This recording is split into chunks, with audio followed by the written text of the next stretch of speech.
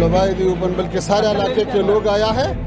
मैं इसके मशकूर हूँ। उन्होंने बहुत अच्छा इस्तकबाल किया और उन्होंने ज़्यादा मेहमान नवाजी किया। दिवाली की शुभकामनाओं के साथ एक ऐसी चेतावनी आई जिसने भारत की सुरक्षा एजेंसियों को चौकन्ना कर दिया। ये चेतावनी किसी और ने नहीं बल्कि तालिबान के सबसे बड़े दुश्मन और अफगानिस्तान के पूर्व उपराष्ट्रपति अमरुल्लाह सालेह ने दी है। उनकी बात में सस्पेंस है, एक गहरा सवाल है। उन्होंने सीधे सीधे कहा कि देवबंद मदरसे पर नज़र रखो।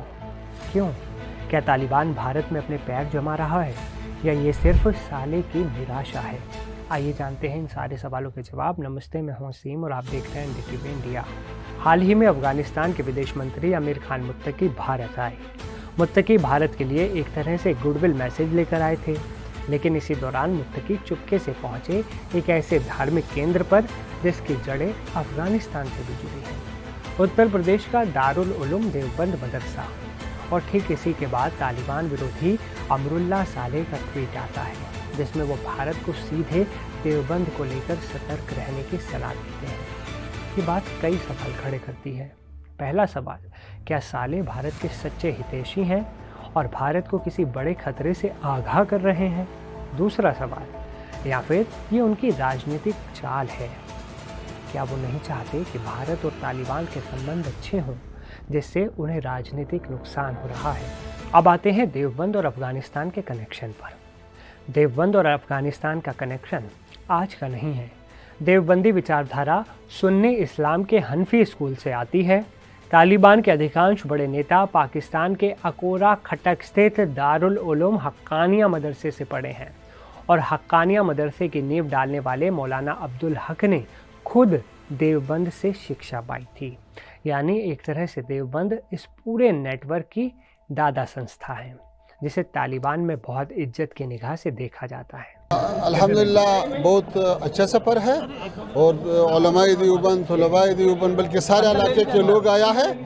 मैं इसके मशकूर हूँ। उन्होंने बहुत अच्छा इस्तकबाल किया और उन्होंने ज़्यादा मेहमान नवाजी किया। ज़ाहिर है कि उलमा और तलबा के दरमियान वाबस्तगी बहुत तारीख़ी है, इसलिए हमें आप हज़रात और देवबंद का काबिरीन और इलाके के जो उलमा है, तलबा है और आवाम है, सबका मशकूर हूँ। सालेह की चेतावनी को भारत यूं ही नज़रअंदाज तो नहीं कर सकता। तालिबान और पाकिस्तान की सेना के जिहादी एजेंडे के साले कट्टर आलोचक रहे हैं। वो अफगानिस्तान में उपराष्ट्रपति थे और तालिबान के काबुल पर कब्जे के बाद उन्होंने विरोधी धड़े के साथ हाथ मिला लिया था। वो तालिबान को करीब से जानते हैं, ऐसा उनका दावा है। उनकी चेतावनी का सीधा मतलब है कि तालिबान इस ऐतिहासिक और वैचारिक कनेक्शन का इस्तेमाल भारत में अपनी पैठ बनाने के लिए कर सकता है, ऐसा उनका आरोप है। हालांकि भारत के साथ तालिबान अच्छे रिश्ते चाहता है और इसी के लिए तालिबान में अभी विदेश मंत्री जो है आमिर खान मुत्तकी, उन्होंने भारत का दौरा किया। भारत सरकार के साथ उनकी कई डील भी हुई हैं और भारत ने भी अफगानिस्तान को फुल सपोर्ट का भरोसा दिया है। ऐसे में सालेह की ये जो चिंता है, इस पर सवाल भी खड़े होते हैं कुछ। आपको बता दें कि देवबंद ने हमेशा लड़कियों की शिक्षा का समर्थन किया है, जो तालिबान के रवैये से बिल्कुल उलट है। लेकिन विचारधाराओं के तार बहुत गहरे जुड़े होते हैं। मुत्तकी का दौरा सिर्फ एक राजनीतिक यात्रा नहीं थी, ये एक वैचारिक संकेत भी था। क्या सालेह की चेतावनी सिर्फ एक राजनीतिक प्रतिशोध है या फिर भारत को वो सतर्क रहने के लिए कह रहे हैं? ये भारत की ज़रूरत भी है। क्या लगता है?